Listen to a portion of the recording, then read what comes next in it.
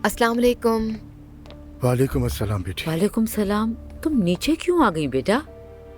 फिक्र मत करें मरियम अम्मी, मैं बिल्कुल ठीक हूँ। ना होती तो नीचे कैसे आती। फिर भी अपना ख्याल रखो, ठीक है बेटा? हाँ, अपना ख्याल रखना बेटी। दुआ, तुमने डरा दिया था। अब ठीक हो? ठीक हूँ नूर, बहुत शुक्रिया।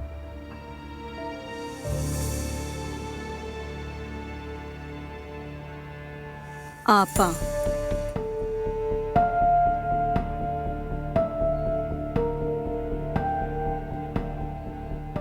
यानी तुम मुझे आपा कहोगी आज से?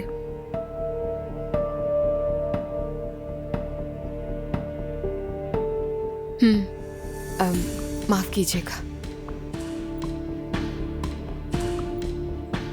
चलो हम चलते हैं। चलें, खैर से जाएं।